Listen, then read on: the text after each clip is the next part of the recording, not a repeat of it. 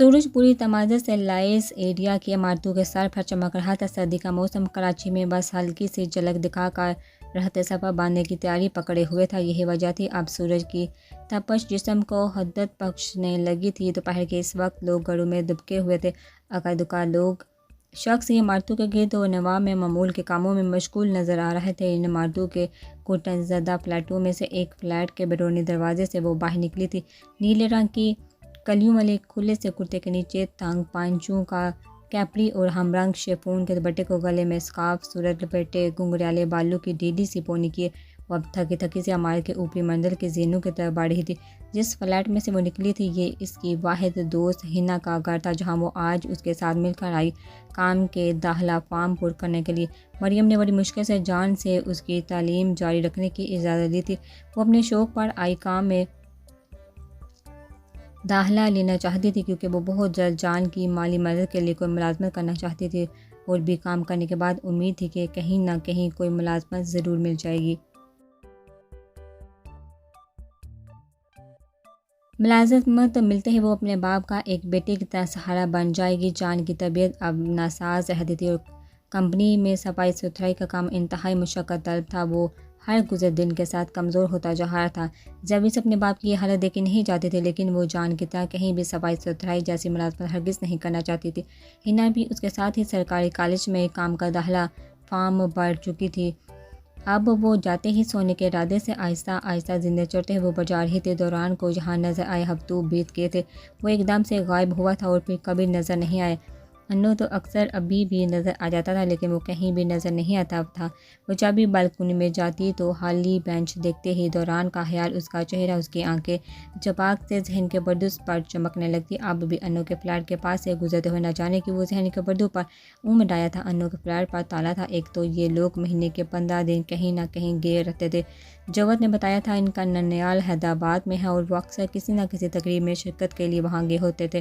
منہ بسورے وہ ایک نگاہ فلیٹ پر ڈالتے آگے بڑھی جب اچانک کسی کے تیز تر سیڑھیاں چڑھنے کی آواز پر وہ ابھی رخ موڑ کر دیکھنے والی تھی کہ کوئی نفس تیر کسی تیزی سے اس کے پاس گزرتا ہوا اوپر چڑھ گیا۔ وہ ایک پل میں اسے پہچان گئی تھی۔ وہ دوران ہی تھا، سیاہ پینٹ پر ہلکے بھورے رنگ کی شرٹ، زیب تن کیے بھورے بکھرے اور اسی طرح سپاٹ چہرے والا، لیکن وہ آج معمول سے بھی زیادہ پریشان دکھائی دے رہا تھا۔ اسے یوں آج دیکھ کر لمحہ بھر کو تو جبھی کے قدم اسی زینے پر منجمد ہوئے، پھر پتہ نہیں اس کے انداز کی عجلت اور پریشان چہرے پر ایسا کیا تھا کہ وہ اس کے تعاقب میں چوری چوری زینے چڑھنے لگی۔ شاید اس کی ایک وجہ یہ تھی کہ انو کے فلیٹ کی منزل تو نیچے تھی، پھر وہ کیوں اوپر جا رہا تھا؟ وہ لگاتار زینے چڑھتا ہی جا رہا تھا، جبھی دبے قدموں اس کے پیچھے چل رہی تھی۔ ایک انجانی سی کشش تھی جو کھینچ رہی تھی اور وہ بے سبب کھینچی چلی جا رہی تھی۔ وہ یوں ہی لمبی لمبی ٹانگوں سے سیڑھیاں پھلانگتا عمارت کے چار پا پہنچ چکا تھا۔ چھت پر لوہے کا بڑا سا زنگ آلودہ دروازہ تھا جو اکثر کھلا رہتا تھا اور اس وقت بھی کھلا تھا۔ جبھی نے جیسے ہی چھت کی دیوار کی اور سے چھت پر جھانکا، قدموں تلے سے زمین کھسک جانے والا حساب تھا۔ وہ عمارت کی چھوٹی سی دیوار پر کودنے کی غرض سے کھڑا تھا۔ عمارت کے وسیع و عرض چھت پر کاٹ کباڑ کے ڈھیر لگے ہوئے تھے، سیمنٹ کی اینٹیں، لوگوں کے گھروں کی ٹینکیاں اور مٹی سے اٹی اس چھت کی دیواریں بہت چھوٹی تھیں، جن میں سے دائیں طرف کی دیواروں پر وہ دونوں قدم اوپر رکھے کھڑا تھا۔ کیا وہ خودکشی کرنے جا رہا تھا؟ ذہن میں یہ خیال لبکتے ہی وہ دھڑکتے دل اور دبے قدموں سے آگے بڑھ رہی تھی۔ جسم کے رونگٹے کھڑے تھے۔ شاید وہ اسے روک نہیں پائے گی اس کے قریب پہنچنے تک، شاید وہ چھلانگ لگا دے گا۔ ایک عجیب سا خوف تھا جس کے زیر اثر وہ آگے بڑھ رہی تھی۔ وہ بے خوف و خطر دیوار پر کھڑا تھا اور یوں کنارے پر کھڑا تھا کہ شاید اگر اس کے قدموں کی ہلکی سی چاپ بھی سنتا تو نیچے گر جاتا، مگر وہ تو کسی ٹرانس کی حالت میں تھا، شاید کسی بت کی مانند کھڑا تھا۔ جبھی سانس روکے، اب بالکل اس کے قریب پہنچ چکی تھی، ہاتھ بڑھایا اور اس کی شرٹ کو پشت سے تھام لیا۔ رکو، خوفزدہ آواز میں کہا اور اس کی شرٹ کو پیچھے سے دبوچ کر کچھ اس طرح سے کھینچا کہ وہ لڑکھڑا گیا۔ جبھی کی شرٹ کو دبوچ کر پوری قوت سے اپنی طرف کھینچنے کی وجہ سے وہ کچھ اس انداز میں بکھلایا کہ ہڑبڑا کر جوئی کے کندھوں کو تھامتے ہوئے بھی نہ سنبھل سکا اور دونوں ایک ساتھ فرش پر گرے۔ اس کے لیے یہ سب غیر متوقع تھا، اس لیے وہ جوئی کی یہاں موجودگی اور خود کو اس طرح بچانے پر حیرت زدہ اس کے چہرے کی طرف دیکھ رہا تھا، جو اب یوں زمین پر گرنے پر کڑا رہی تھی۔ تکلیف کے آثار کی وجہ سے ناک اکٹھی تھی، اور پیشانی پر لکیریں تھیں اور اوپر سے دوران کا وزن۔ دوران کی حیرت ایک دم سے غصے میں تبدیل ہوئی اور پھر وہ ایک جھٹکے سے اس کے اوپر سے اٹھا۔ جب بھی اس کے اٹھتے ہی سر کو تھامے بڑھ کر رفتاری سے اٹھی۔ سنو، رکو، کیا کرنے والے تھے تم؟ پاگل ہو کیا؟ کودنے جا رہے تھے۔ جلدی سے اٹھ کر وہ تقریباً بھاگتے ہوئے اب بالکل اس کے سامنے کھڑی تھی۔ ہاتھ اب بھی سر کی پشت کو سہلا رہا تھا جہاں گرنے کی وجہ سے درد کی ٹیسیں اٹھ رہی تھی۔ دوران کی تیوری چڑھا کر ایک غضبناک نگاہ اس پر ڈالی۔ یہ لڑکیاں دنیا میں موجود ان گنت کے لوگوں میں سے تھی جن میں سے ہمیشہ اسے مثبت لہریں وصول ہوتی تھی۔ وہ اس لڑکی سے کترانے لگا تھا۔ اس کی سوچ میں خود کے لیے بلا وجہ کی ہمدردی اس کی سمجھ سے باہر تھی۔ وہ اکثر اسے ٹکرا جاتی تھی اور پھر اس دن میدان میں اسے پتہ چلا کہ وہ جوت کی بہن ہے۔ جوت کو وہ انو کے چھوٹے بھائی کی وجہ سے پہچانتا تھا، لیکن آج وہ یوں اس کے پیچھے چل پر چلی آئے گی۔ یہ بات اس کی سوچ کے بالکل برعکس تھی۔ اب وہ اس بات میں بھی حیرت زدہ تھا کہ وہ لڑکی جان چکی ہے کہ وہ خود کو ختم کرنے کی غرض سے یہاں موجود ہے۔ جیسے ہی دوران نے روبوٹ کے مانند پھر سے دیوار کا رخ کیا، جبی نے لپکا اس کے بازو کو دونوں ہاتھوں سے دبوچا۔ دوران نے دانت پیستے ایک ہونہار نگاہ اس پر ڈالی اور پھر زور سے اپنے بازو کو جھٹکا، مگر وہ تو کسی چیونگ گم کی طرح چپک گئی تھی۔ کیوں مرنا چاہتے ہو؟ میں نہیں کرنے دوں گی تمہیں یہ۔ جبی اس کے چھڑواتے بازو کے ساتھ جھول رہی تھی۔ دوران کی رگیں غصے سے مزید ابل رہی تھی اور وہ تھی کہ اس کے غصے کی پرواہ کیے بنا اس کو روکنے کی کوشش میں پھولی سانسوں سمیت سوال پر سوال کر رہی تھی۔ ایسا کیا غم ہے؟ تم ایسا کیوں ہو؟ تم ایسے کیوں ہو؟ جوبی اس کا بازو کندھے سے تھوڑا نیچے سے تھامے آنکھوں میں جھانکتے ہوئے اسے آگے بڑھنے سے روک رہی تھی۔ دوران ایک لمحے کے لیے گہری سانس لی اور گردن کو خم دے کر اسے گرے آنکھوں میں عجیب طرح کی حیرت اور غصے کے آثار واضح تھے۔ چھوڑو مجھے، بڑی مگر ٹھہرے لہجے میں غرائے۔ سارے عرصے میں وہ پہلی دفعہ یوں جوی سے مخاطب ہوا تھا۔ ایک لمحہ تو اس کی آواز کے سحر میں وہ جگڑ گئی تھی، پھر سر جھٹک کر اس کی طرف متوجہ ہوئی جو اسے کھا جانے والی نگاہوں سے گھور رہا تھا۔ نہیں نہیں چھوڑوں گی تمہیں، کود جاؤ گے، ڈیڈ پن سے کہا۔ دوران نے اپنی زندگی میں اتنی مضبوط لڑکی کبھی نہیں دیکھی تھی۔ وہ اتنا طاقتور تھا جس زور سے وہ بازو جھٹک رہا تھا، اسے تو لڑ کر ایک طرف گرنا چاہیے تھا، مگر وہ چچری ہو کر چمٹی ہوئی تھی۔ دوران کی آنکھوں کی پتلیاں مزید سکڑی اور جبرے محسوس انداز میں ایک دوسرے میں پیوست ہوئے۔ گہری بیزار سانس لے کر گردن موڑے گویا ہوا، ایکسکیوز می، تم ہو کون؟ میں جو بھی کروں یہ میری زندگی ہے۔ چنچلا کر بازو کو جھٹکا دیا جس پر وہ تھوڑا سا لڑکھڑائی، مگر بازو پر گرفت نہیں چھوڑی۔ ہاں تمہاری زندگی ہے، پر تم سے جڑے باقی لوگوں کا کیا؟ تمہارے پیرنٹس، تمہارے بہن بھائی؟ ہاں، جوی نے ماتھے پر بر ڈالے بڑے حق سے ڈپٹا۔ میں کہہ رہا ہوں مجھے چھوڑے۔ دوران نے ایک ایک لفظ کو چباتے ہوئے غصیلے لہجے میں پھر سے وہی بات دہرائی۔ عجیب الجھن ہو رہی تھی، آخر وہ کیوں اس پر مہربان تھی؟ اسے انو کے علاوہ خود پر مہربان ہر شخص سے الجھن ہوتی تھی۔ دیکھو، کسی لڑکے نے دھوکہ دیا ہے کیا؟ ایسا کیا غم ہے کہ تم اس بڑی جوانی میں خودکشی کرنے جا رہے ہو؟ ہزاروں لڑکیاں آئیں گی، زندگی میں پاگل مت بنو۔ اپنی ہی قیاس آرائیاں لگا کر وہ اسے سمجھا رہی تھی۔ دوران کا چہرہ اب غصے میں تپنے لگا تھا اور پھر اگلے ہی لمحے اس نے ایک جھٹکے میں دوسرے ہاتھ کی مدد سے جوبی کو اپنے کندھے پر اٹھا لیا۔ وہ جو اس کے بازو سے چمٹی اس کے ہر قدم پر اس کے ساتھ گھسیٹ رہی تھی، ایک دم یوں اس کے اٹھانے پر ہڑبڑا کر رہ گئی۔ یہ کیا کر رہے ہو؟ خوفناک چیخ برآمد ہوئی۔ تم یہاں سے جا نہیں رہی، اسی لیے پھینک رہا ہوں تمہیں یہاں سے، بڑے آرام سے دانت پیستے ہوئے جواب دیا۔ پاگل ہو کیا تم؟ چھوڑو مجھے۔ جوی ٹانگیں مارتے ہوئے خوف سے چلائی۔ وہ دیوار کے کنارے پر پہنچ چکا تھا۔ جوی کا دل اچھل کر حلق میں آیا۔ وہ سچ میں مجھے پھینکنے والا ہے؟ چھوڑو مجھے، پلیز چھوڑو مجھے۔ حواس باہتا بوکھلائے سے لہجے میں چلائی۔ نکی گلے پڑتے ہوئے محسوس ہو رہی تھی۔ وہ تو سچ میں دماغ سے کھسکا ہوا لگ رہا تھا اور اب اسے پھینکنے والا تھا۔ چھوڑو۔ جوی اب اس کی پیٹ پر ٹانگیں مارتے ہوئے التجا کر رہی تھی۔ دوران نے ایک جھٹکے سے نیچے اتارا۔ وہ لڑکھڑا گئی، پھٹی پھٹی آنکھوں سے گہرے سانس لیتے ہوئے اسے گرا، جو شکل سے تو اتنا بددماغ نہیں لگتا تھا۔ جاؤ یہاں سے۔ وہ بھاری آواز میں بازو لمبا تانے اتنی زور سے چلایا کہ جوی جو پوری آنکھیں کھولے ساکن کھڑی تھی کانپ گئی اور پھر بنا پلٹے ایسے دوڑ لگائی کہ پیچھے مڑ کر نہیں دیکھا۔ دل خوف سے کانپ رہا تھا۔ دھڑکتے دل کے ساتھ وہ دڑ پاؤں مارتی سیڑھیاں اترتی ہوئی اب نیچے آ چکی تھی۔ وہ تو پاگل نکلا ذہنی مریض ہے کوئی، مگر وہ اپنی جان لے لے گا اب، دل پر ہاتھ رکھ کے سوچا اور بلاہوفر ہتر پھر سے پلٹ کر اوپر چڑھ گئی۔ دروازے پر پہنچتے ہوئے قدم پر مشکل تھامے دروازے کا پٹ تھامے پھٹی پھٹی آنکھوں سے وہ سامنے کا منظر دیکھ رہی تھی۔ وہ اپنے ہاتھ سے سیمنٹ کی بنی اینٹیں توڑ رہا تھا، ایک کے بعد دوسری پھر تیسری، مگر وہ ایک ٹرانس میں یہ سب کرتا جا رہا تھا۔ ایک جنون سا سوار تھا، شاید سر پر جب نے قدم پھر سے چھت کی طرف بڑھا دیے۔ دوران ہمیشہ کی طرح سارا غصہ اور تکلیف کا بدلہ ان اینٹوں سے لے رہا تھا کہ اچانک احساس ہوا وہ اکیلا نہیں۔ ہاتھ روکے اور پھر دیکھا وہ ڈھیٹ لڑکی، پھر اس کے دنیا جہاں کی ہمدردی چہرے پر سجا اس کے سامنے کھڑی تھی۔ کیا مسئلہ ہے اس لڑکی کے ساتھ؟ دوران نے ابرو اچکائے، چڑھائی اس پر ایک ہن اشام نگاہ ڈالی۔ او گاڈ، شکر ہے وہ خدا نہیں۔ زمین نے شکر ادا کرتے ہوئے بھرپور مسکراہٹ کا تبادلہ کیا۔ یہ پاگل ہے کیا لڑکی؟ ابھی میں نے اس کے ساتھ اتنا برا سلوک کیا، یہ پھر ڈیٹو کی طرح یہاں ہے۔ اس لڑکی کی ڈٹائی پر دوران کا دماغ گھوم گیا۔ تمہارے ساتھ مسئلہ کیا ہے؟ کمر پر دونوں طرف سے ہاتھ رکھے وہ اب غزیلے لہجے میں اسے سوال کر رہا تھا جو مسکرا رہی تھی۔ وہ تو تمہارے ساتھ ہے، مجھے جاننا ہے کیا مسئلہ ہے، تم ایسے کیوں ہو؟ مسکراتے ہوئے پوچھا، ہاتھ پیچھے کمر پر باندھے وہ اب سب خوف ایک طرف رکھے اب ہلکا ہلکا جھول رہی تھی۔ وہ اس سے بات کر رہا تھا، ایسا لمحہ بھی زندگی میں آنا تھا، دل رقص کیوں کرنے لگا تھا۔ اس وقت میرا مسئلہ تم ہو، اسی وقت یہاں سے چلی جاؤ، نہیں تو اسی اینٹ سے سر پھوڑ دوں گا تمہارا۔ دوران نے جھک کر اینٹ اٹھاتے ہوئے دھمکی دی۔ ہاں پھوڑ دو، جبین مسکراتے ہوئے کندھے اچکائے، بلا کا اعتماد تھا۔ دوران کی آنکھیں اس کے ارادوں کی نفی کر رہی تھی۔ وہ اور آنکھوں کا نہ پڑھ سکے یہ ہو ہی نہیں سکتا تھا۔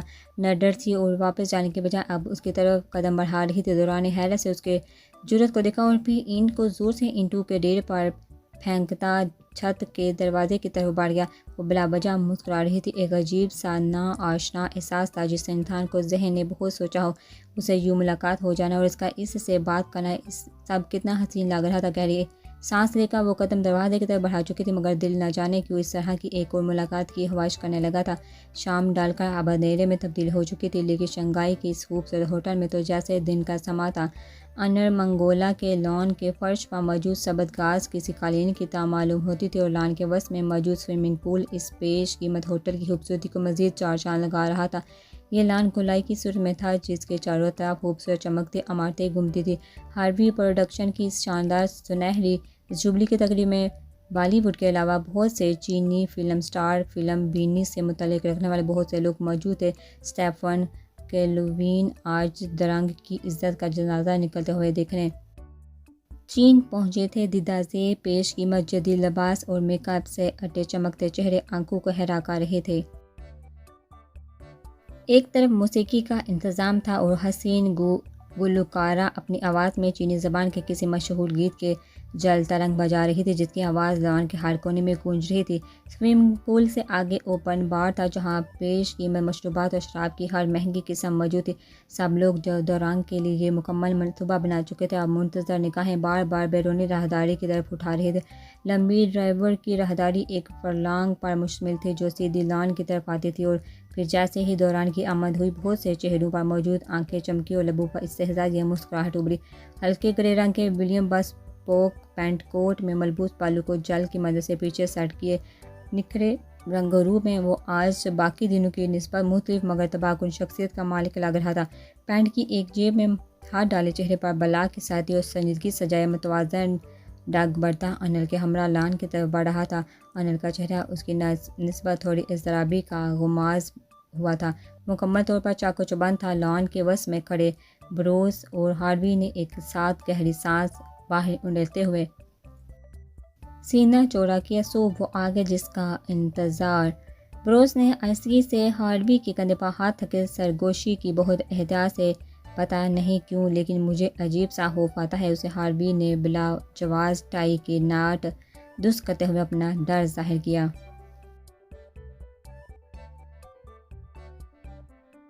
پراسٹیٹیوشن فلم بینی اس کا سائیڈ بزنس تھا جو وہ غیر قانونی طور پر چلا رہا تھا۔ سمگل کی ہوئی لڑکیوں سے بنائی گئی ویڈیو ویب کی ہائی ریٹنگ میں آتی تھی اور بروس کا یوں بلیک مارکیٹ سے لڑکی منگوانا اور دورنگ کے پاس بھیجنا یہ سب عام بات ہونے کے باوجود اسے خوف تھا۔ یہ خوف شاید دورنگ کے مضبوط کردار کی وجہ سے تھا۔ بروس اس کے خوف پر دانت پیسا ہوا چڑھ کر آگے ہوئے، تم اس کے چہرے کے روپ سے ہائپ ہو جو فقط ڈرامہ ہے، اس کا ڈرو مت، کچھ کام یہ کرے گی اور باقی لیسا اور آج پھر تم دیکھو گے دورنگ کی full of romance film. Bruce نے ایک چھوٹے سے پیکٹ کو لبو کے پاس لا کر چومتے ہوئے کمیونٹی سے کہا، میں بے تاب ہوں اس فلم کو دیکھنے کے لیے۔ ہاروی نے خود کو ریلیکس ظاہر کرنے کے لیے چہرے پر مسکراہٹ سجائی۔ وہ تمہاری لیسا کہاں رہ گئی ہے، پہنچی کہ نہیں؟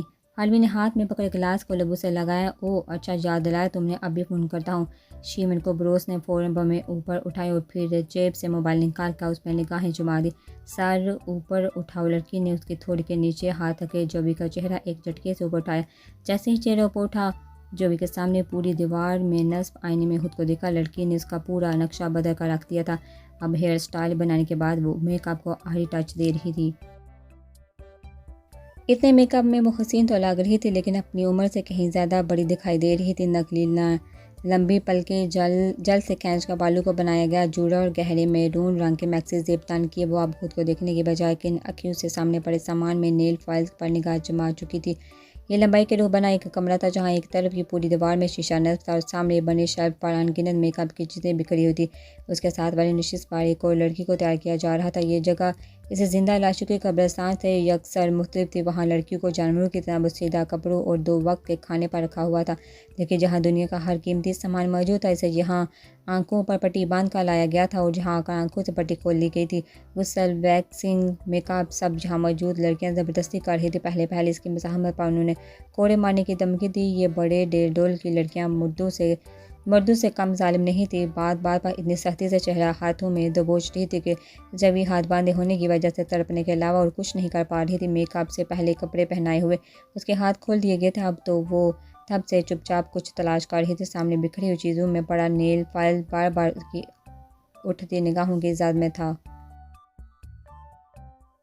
جو لڑکی استعارہ کر رہی تھی متواتر دوسری لڑکی کے ساتھ باتوں میں مگن تھی۔ وہ دونوں چینی زبان میں پتہ نہیں کیا باتیں کرتے ہوئے ان دونوں کو تیار کر رہی تھی۔ اس کے ساتھ والی نشست پر موجود لڑکی اس کی طرح سہمی ہوئی نہیں تھی۔ وہ پر اعتماد انداز میں تیار ہو رہی تھی۔ اس کو تیار کرنے والی لڑکی اب بار بار کچھ اٹھانے کی خاطر دوسری طرف جا رہی تھی۔ اس کے ساتھ والی نشست پر موجود لڑکیاں مکمل طور پر تیار تھی۔ وہ کھڑی ہو کر خود کو جانچ رہی تھی۔ سنہری رنگ کے نیم برہنہ لباس میں وہ خوبصورت لڑکی ہوش و بار لگ رہی تھی۔ مجھے واش روم جانا ہے، لڑکی نے خود پر اچھتی نگاہ ڈالی۔ خود کو تیار کرنے والی لڑکی سے کہا۔ اس لڑکی نے سر ہلایا اور اس کے ہمراہ ایک طرف بڑھ گئی۔ جوی نے پھر سے نیل فائل پر نگاہ جمائی۔ جیسے ہی اس کو تیار کرنے والی لڑکی کچھ اٹھانے کی خاطر ایک طرف ہوئی، جب نے دبا کر نیل فائل اٹھایا اور جل لگے بالوں کے جوڑے کے اندر نیل فائل کو کچھ اس طرح پھنسایا کہ وہ مکمل طور پر چھپ گیا۔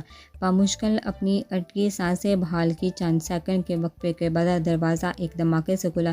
چائنیز لڑکا ماتھے پر بر ڈالے کھڑا تھا۔ وہ لمبے ڈاک برتا اسکایا اور ایک جھٹکے سے جوی کا گلا دبوچ لیا اور پھر اس کے بالوں میں سے نیل فائلز نکالتا ہوا پیچھے ہوا۔ وہ یہ بات کیسے فراموش کر گئی تھی کہ تمنا نے اسے بتایا تھا کہ وہ لڑکی پر پوری نگاہ رکھتے ہیں۔ یہ لی تاؤ کا گھر نہیں تھا جہاں وہ کھانے والا فورک چھپا لیتی۔ ہوٹل سے بار بار فون آ رہا ہے۔ شیمن سر غصے میں ہے۔ چائنیز لڑکا اب اس کو تیار کرنے والی لڑکی سے مخاطب تھا۔ تیار ہے، بالکل، اٹھ جاؤ۔ لڑکی نے اس کے لڑکے کی بات کا جواب دینے کے بعد گڑ کر جوی کو حکم دیا۔ اس سے پہلے کہ وہ نشست سے اٹھتے، لڑکا آگے بڑھا اور اسے بازو سے پکڑ کر زبردستی کھڑا کیا۔ ہاتھوں کو باندھ کر آنکھوں پر پٹی باندھے وہ بازو تھامے کھینچتا ہوا باہر کی طرف چل دیا۔ کچھ دیر میں وہ ایک گاڑی کی نشست پر بیٹھ چکی تھی۔ کہاں جانا ہے؟ شاید ڈرائیونگ سیٹ۔ نشست پر موجود لڑکا دوسرے سے سوال کر رہا تھا۔ مینگولے دوسرے لڑکے کی آواز ابھری۔ صبح کے 7 بجے ہیں۔ بجے ہی ملک ہاؤس میں تو جیسے بھونچال آ گیا تھا۔ لاؤنج سے ابھرتی اونچی آوازوں کا شور باہر لان میں بھی سنائی دے رہا تھا۔ دوران کا یوم مجلس میں کاری پر حملہ کرنے کے بعد گھر سے بھاگ آنا کسی قیامت سے کم نہیں تھا۔ ملک ہاؤس کے سارے مکین لاؤنج میں جمع تھے۔ دستگیر بیگم چشمے کی اور سے ہونہار نگاہیں دوران پر جمائے پلنگ پر بیٹھی تھی۔ پلنگ کے ایک کنارے پر جاور دوران کو اپنے سامنے کھڑا کیے ہوئے تھا اور پاس بڑی کرسی پر اسفند ملک پریشان حال بیٹھے تھے۔ عصمت، روبی، طلعت، سونی، برہان اور فائقہ لاؤنج میں ایک قطار صورت کھڑے تھے۔ کسی کی آنکھوں میں حیرت تھی تو کسی کی آنکھوں میں خوف تھا، مگر نفرت کی آمیزش سب میں گلی تھی۔ دیکھا بھاگ آیا نا مدرسے سے، میں کہہ دیتی ہوں یہ گندا خون اور برداشت سے باہر ہے میرے۔ دستگیر بیگم نے ناک بسورے اونچی آواز میں حکم سنایا۔ چہرے پر ان گنت نفرت و حقارت موجود تھی۔ ان کا خون کھول رہا تھا۔ بس میں نہیں تھا کہ جاور کے ہاتھوں سے کھینچ کر دوران کی درگت بنا دے۔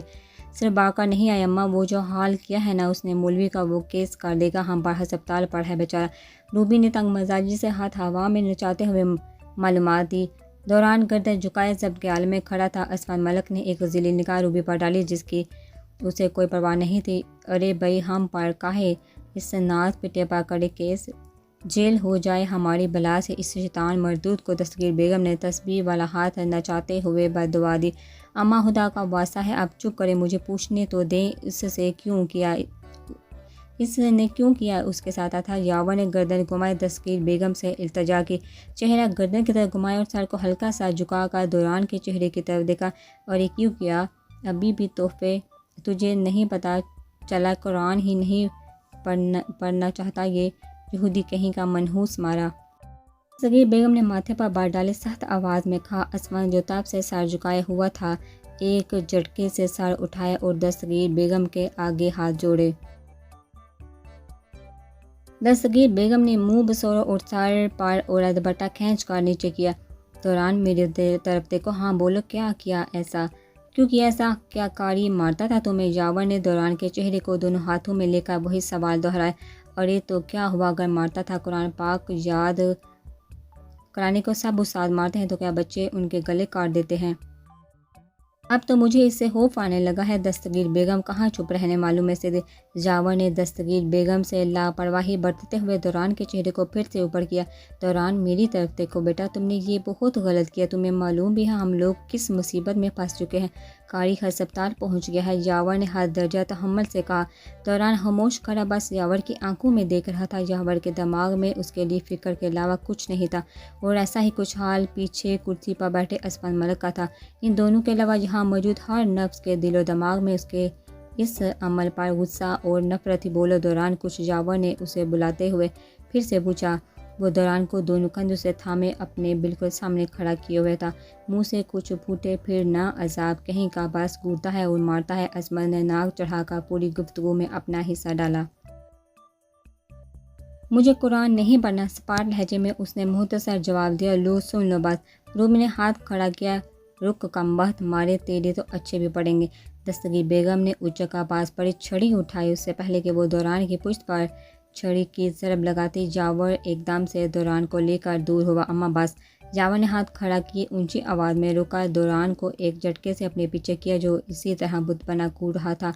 یاور دوران کا ہاتھ تھامے کمرے کی طرف بڑھ گیا۔ اسی کا سر چڑھایا ہے اور کچھ نہیں ہے۔ روبی نے ناک چڑھا کر سارا الزام یاور پر ڈال دیا۔ سب کچھ دیر یوں ہی کھڑے رہے، پھر آہستہ آہستہ اپنے اپنے کمروں میں گھس گئے۔